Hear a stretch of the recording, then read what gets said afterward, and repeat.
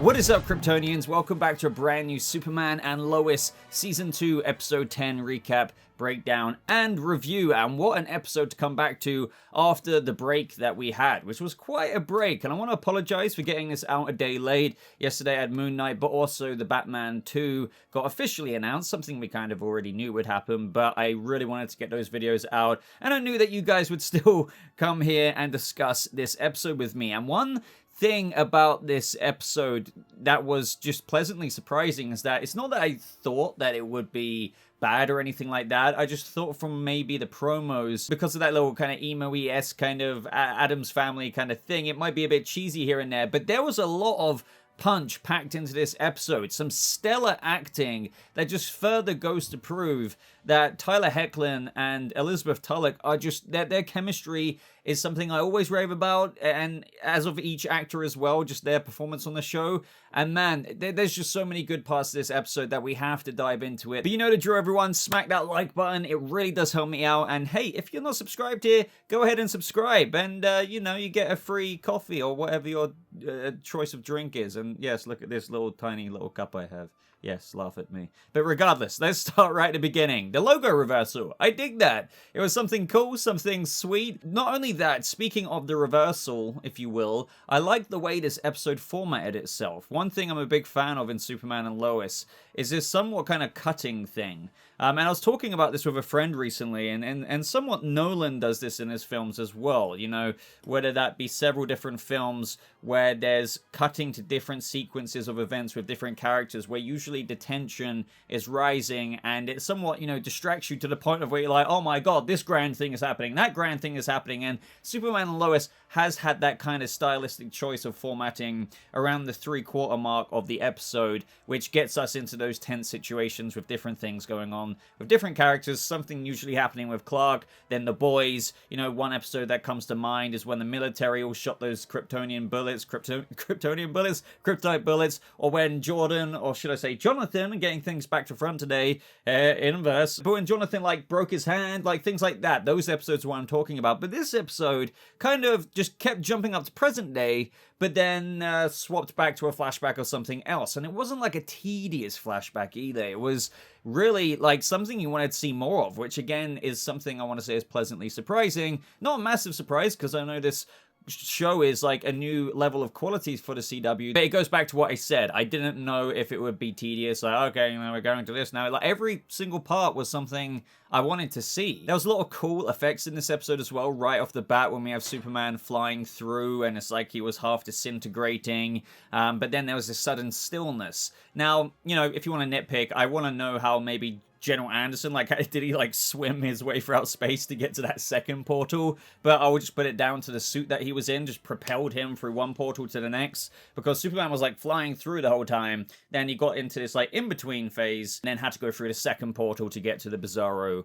world. But again, I did love that little space, because you saw the helmets and little bits and pieces of people flying around, of Ali's followers. That was just a nice little detail. And again, it was very atmospheric. So when Superman arrives, he finds Anderson's helmet on the floor. Again, it just reminds me of the formatting, because it kept darting back to moments in the episode we had already seen, such as when Superman and Jonathan arrived early on in the episode. That happened much later. That was all carefully curated, if you will. But it also seems like Clark is a bit off. You know, his powers aren't exactly working the way he's used to, and that's because the sun is red, and if you will, it's kind of a little cube, just like how the Earth is a cube instead of round, which is a nice bit of a translation from the comic books there in terms of Bizarro's world. Now, it makes sense as well that Clark would be going to Bizarro Clark's or Superman's Fortress of Solitude just to kind of see what's up, and it's kind of turned into this monument kind of place. There's some really cool Easter eggs. For example, I believe we saw Lex Luthor's war suit, or exosuit, if you will. There was somewhat of, I believe, the bottled city of Kandor as well, which you could say, oh, does that mean they're going to do Brainiac if the inverse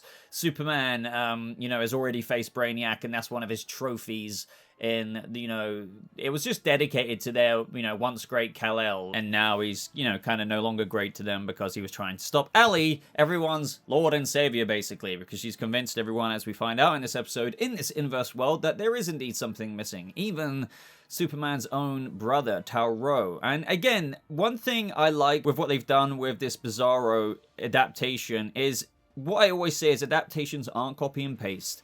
You want to offer innovation on super traditionalist canon, but not deviate. You don't want deviation. You want to remain faithful, but innovate, offer something fresh. And that's what I feel like they've done with Bizarro here. I've been saying from the beginning that I've empathized with Bizarro. There was something more going on with him than just like a guy with a torn cape and, hey, yeah, I'm going to cause trouble for our Earth. Even when things were ambiguous after we got over the Doomsday-esque kind of reveal of it all. And here, this episode really, peels back that layer and has you empathize. Even though this Bizarro Clark, was a bit more taken with the press of things, he was still Kal-El. Like, there was still those feelings there. He had the family, and it was really, really something to get into. But by the way, if there was any more little Easter eggs in the fortress, let me know. But I think it was just the suit, the bottled city of Kandor. Maybe there was something else. But again, let me know if you think we are going to see Brainiac on the show. I would love that to a Krypton level of production. I loved the design of Brainiac on Krypton. Something that creepy and accurate would be awesome. Now, our Superman gets up to speed a little bit, and so does Bizarro Superman's mother, if you will, and she gets cut out as well, just as she's saying something pretty interesting, that it's just simply not possible for humans to coexist with beings of that magnitude. When it came to talking about Ali and that now both pendants are here, shit is going to hit the fan, quite simply. But this is when Jonathan is here, and oh man, we learn quite a bit about him. I definitely gauged, like I've been breaking down already whenever we've seen him, that there's something awry with him and his father's relationship, and I was looking forward to getting that explored in the flashbacks. It's something that is very understandable. The one thing I think this show needs to have done a little bit more, and maybe I'm wrong about this, do let me know if you disagree, but Ali Alston, like, what is the absolute desire? Like, I know she's had the pendant, they've given that context since she was a little girl, and she was clearly, even as a little girl, like, ignoring her brother, saying, no, this is a curse, don't do this, Ali, please, I beg you. And she was like, yeah, give me the pendant, kind of thing. But growing up, like, what is the desire, and how does she know that you're going to become whole if you merge with your other self? What is the primary driving force for, like, her going to this extent to do that? I would like to get some kind of context as to what the hole in her life truly is. I mean, maybe we don't properly need it, because some people may just believe in something so much that, hey, if we did merge with our other self, and it is something that is relatable, a lot of people do suffer day to day with just, even if it's minor to severe. Sometimes we want to fill a void of something that could be seemingly missing, and she's selling it as though this is the answer, but that's not often the answer. As what a Superman line later, people aren't halves, or whatever it was. Like, I loved that little back and forth between Superman debating towards the end of the episode with how, you don't need to merge people. We're not one half of ourselves. There's another way to kind of, help yourself. But I'm getting a bit off topic now. But it would just be cool to know what drove Ali to just feel like this was the answer, other than just maybe she believes in it so much that she's got her own delusions of this is the answer. I know I'm getting on a bit of a ramble now, but it would just be cool to see if she had some mega deep hole of her own that she just knew and absolutely had to go about this method of doing things to absolutely fill her own void, and thus, because she's had that glimpse, she needs to put this on as an answer for everyone else experiencing a similar thing. Now, this is when it seems as though Jonathan is kind of a bit of a friendly face to Superman. This was all very interesting. It was cool seeing Superman get taken aback a bit by him starting to hover. It's like, oh, you can fly. Makes sense as well, because don't forget, inverse, reverse, Jordan doesn't have the powers, but Jonathan does. That doesn't mean, though, on our world that Jonathan won't get the powers. I do feel like there could have been a little bit more exploration, but I think this was a constraint of just, we don't have all the time in the world to get into how radicalized the whole world, or a lot of the country at least, has been by Ali, because it was just more or less a simple line or two of how she's been in power for a few months and she saw the world was broken and took advantage, and she made it seem like there was an easy way to fix everything, the Bizarro Jonathan said. But still, like, it's quite a big thing to subscribe to something that severe. She's taken over the DOD. I understand that she had Jonathan, a Kryptonian's backup. So all of that part, like, when I was just thinking, how's she taken over that? Even if she has got a following. Well, she's got Kryptonians on her side. But it does feel like there are some little bits of depth there missing, like how you seduce a whole kind of population, if you will. For example, another thing, Tauro. I loved getting into that. We're going to talk about that in a bit more specifically. But with regards to Lana, she wasn't superpowered. So does that mean that Lana of this Earth, or should I say Tauro, after following Ali, went through like a similar Eradicator arc and gave powers to her? Like, that wasn't really answered. She was just given superpowers, or maybe she was inhaling kryptonite on this inverse Earth, because that is basically, don't forget, the XK of our Earth. Again, kryptonite on this Earth powers normal people rather than XK. I don't know. Like, those aren't really nitpicks. It's just answers we don't have yet, but we could still get some answers. But this is where Bizarro Jonathan learns that his father died. That's when Lois came up, and then, like, his true colors were revealed. Completely decks Lois as well. This Jonathan, unfortunately, has gone a bit too far, almost to the point of no return, especially when considering the end of this episode. He's still willing to just follow Ali and merge with his other version of himself. Like, there's still no proper second glances. We got teases of that through some points in this episode. When he went to the DOD, he got a bit emotional when Lois was reaching out to him, but I think when there's been quite a bit of neglect, and there is decent context given in some of those flashbacks like we're about to get into, you can understand. Like, I feel like that was fleshed out pretty well as to how this Bizarro Jonathan got to this villainous path that he did. And I guess another thing they might lean into is how we're going to avoid that with our own Jonathan. So the Bizarro Jonathan flashback showed some of that press life. They're in the car. Dad's getting a big award. They're, again, very commercialized. It's almost so tacky if you think about it, but they're trying to make it work. You can tell that Lois, even, I like this subtlety of acting here. She's going along with it, trying to make it work, being the wife, being the mother, trying to just keep the family together, trying to have a nice time. You can tell that she's also getting pushed away so subtly, and that comes to full fruition later on. Again, this episode exceeded my expectations a lot in almost every single area. There was this part that was really, really jarring and showing how Superman, despite really being a good man still, has just been swept up by too many things. Like, you can see how there was this disdain from Jonathan when you saw that guy falling from the apartment, window cleaning kind of situation. It started to collapse and he fell. But Superman is so distracted that I don't think that it was a case of him deliberately ignoring that guy falling to his death. It's probably more of a situation where he's got so swept up that his powers aren't even as attuned to listening out for someone screaming, even though it could probably still be argued that his ears still would have picked that up.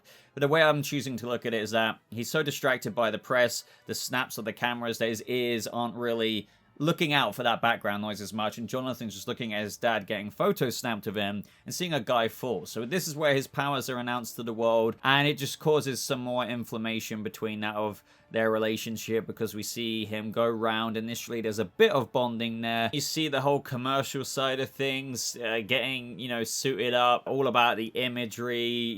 We have a little bit of a Superboy reference from Jordan. It's something that, of course, Jonathan gets a bit of an ego boost for, but again, it's the very thing that starts to, or was pushing him away from his own family. Sure, any kid will like some attention and people, wanting him to sign things, but ultimately it's the thing that just keeps jarring and pushing him away. Up until the point of where he did save someone, and that's inevitably got to happen. It was a bit of an accident he could easily handle, but it rubs, his parents the wrong way, and this turns into a really good scene as well, where Jonathan just, tackles his father, tackling him. Now you want to be my dad, now that I have powers, but where were you before? Ultimately, without rambling too much there, Jonathan said that maybe for once in your life you should think about how I'm feeling. I really appreciate how Tyler Hoechlin, you could tell, just like in a scene later where he went full on Homelander, it felt, he really, really tried to immerse himself in that frustration.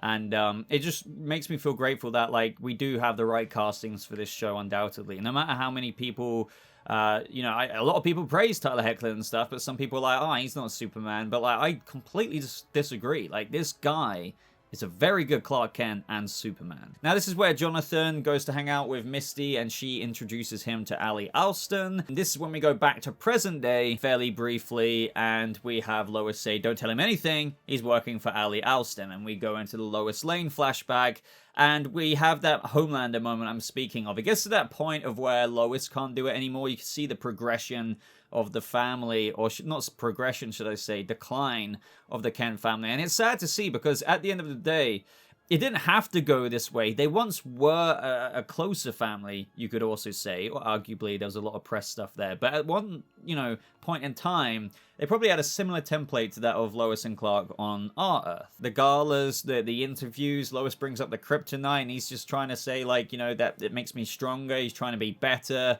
It's clearly a Superman, and I do like how they focus on this. You could argue that as Superman, and it is almost reflectant of the boys kind of situation, in how it is very relevant to explore a superhero situation. Even someone like Kal-El, who in the real world could, even though Superman ultimately doesn't, with the most kind of our version of him, the most Superman, if you will, but it is possible for what happens if you have a version of Superman or any metahuman who's a superhero get taken a little bit by the press. They're still a good person, but like, what can that, how can that affect them? And it's cool that we saw that version with a version of Clark Kent out there somewhere. But that moment where he's like, I'm a superhero, Lois, I go where people need me. That was really cool. Again, just repeating what I said earlier about Tyler Hoechlin, and again, it shows the electrifying chemistry that Tyler Hoechlin and Elizabeth Tulloch have, because Lois, Elizabeth Tulloch really got into this moment as well.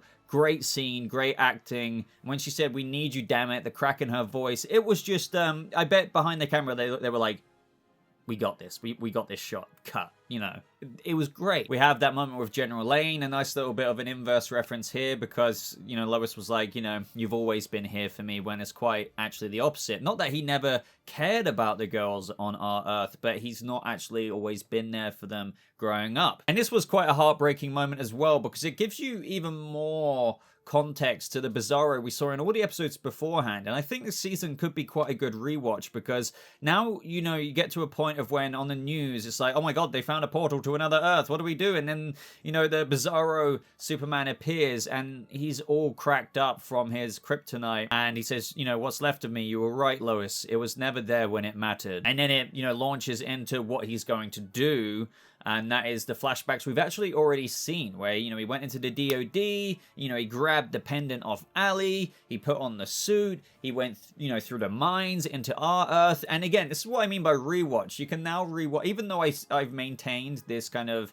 there's this empathy I felt for Bizarro. There's something that we didn't quite know all along that I felt was kind of obvious.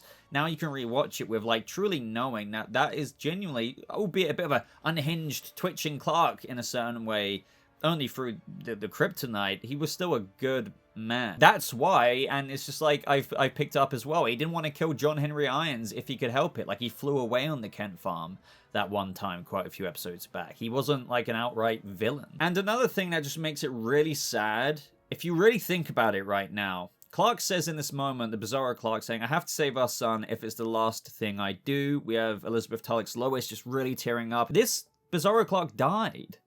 Like, it breaks my heart almost talking about it now, that this Superman tried everything he could. He'd lost everything, basically, and he went to our Earth, and he got his neck cracked by General Anderson, Lieutenant General Anderson, and, like, he died knowing that he failed to save his son.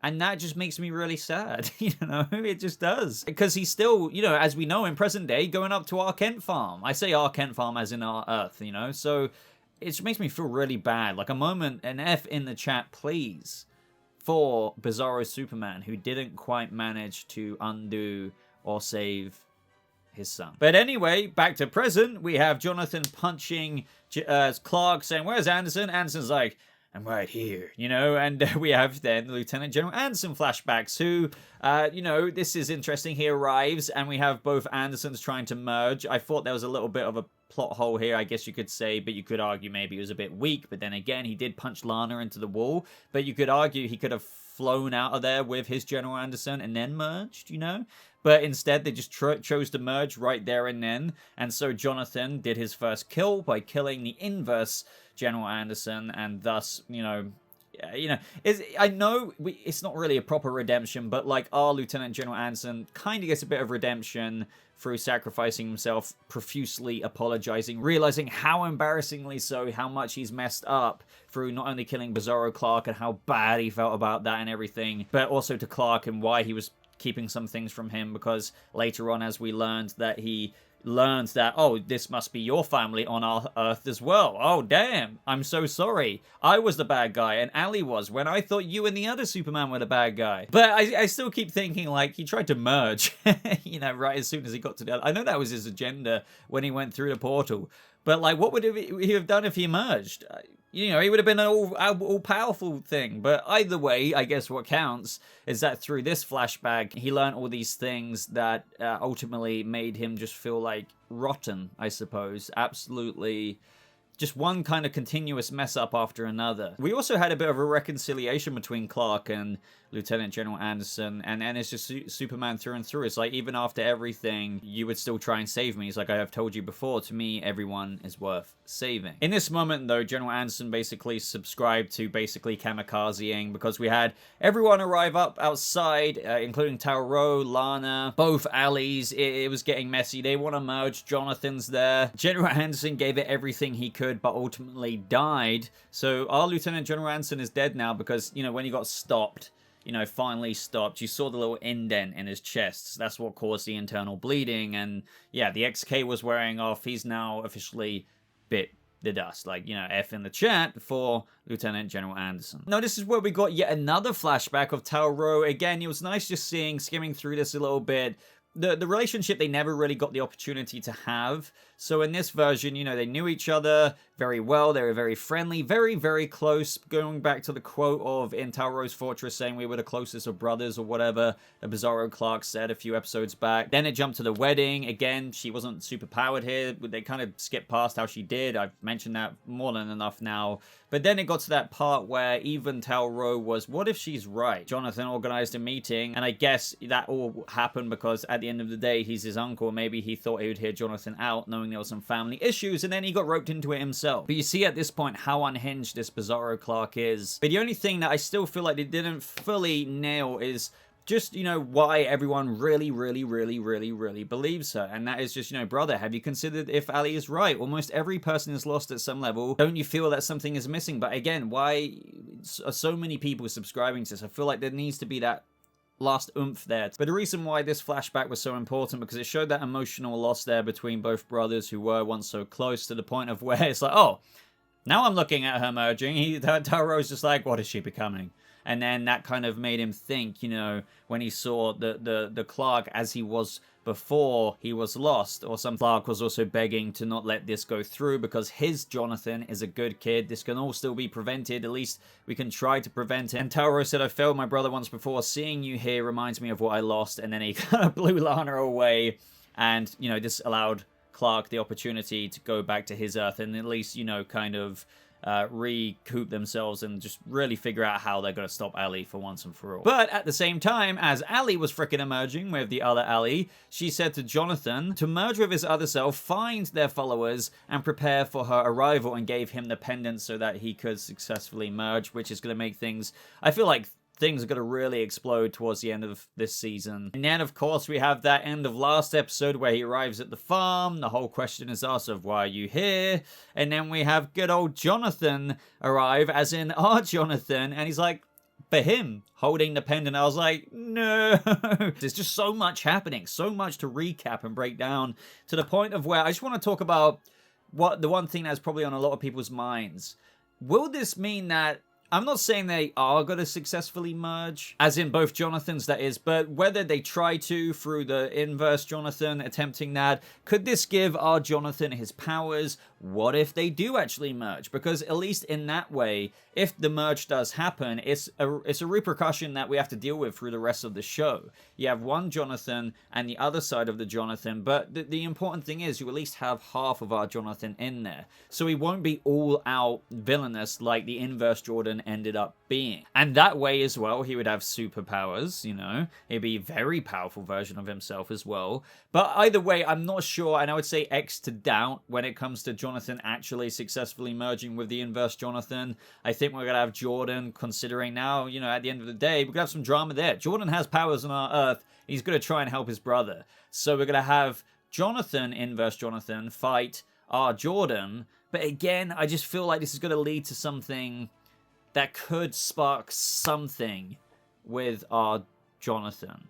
And even if not, by the way, it's going to be kind of messed up, like whatever ultimately Inverse Jonathan's fate is. Like, is he going to die? Is Jordan going to be pushed to a point of where he has to use his powers to beat him to a pulp, maybe? Because this Jonathan might go so far, because he's gone pretty far. He's facilitated Ali's merging, and he's willing to just merge with his own, you know, Jonathan version of himself on our Earth. And he's even sideswept his mother a few times. Like, he's pretty Kylo Ren-y at this point, let me put it that way. You know, with what he did to Han Solo, it feels like he's that far gone. Now, I'm going to very quickly play the promo for you guys for the next episode.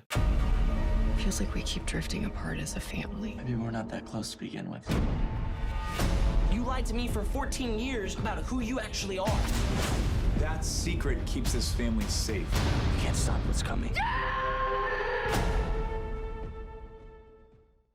And what's interesting about this is that they seem to still be leaning into our Jonathan having some of the issues still that have been present since the first episode of the first season, kinda, of which the Inverse Jonathan just went fully fledged with, and that is the disagreements with his father. You still lied to me for 14 years or whatever. But let me know your thoughts down in the comments below. Overall, let's end this rambling review. I thought it was a really good episode that I think gave the oomph and boost that this Inverse storyline needed. Not to say that this season was lagging behind at all. It's just, it definitely needed some kind of bolster, and I feel like this episode did it, and now things are messy with Jonathan here, Ali getting to God status, and what the repercussions of this will be. Because don't forget, as we near the end of this season, usually sometimes seasons have these knock-on effects that will echo throughout not only the next season, but seasons to come.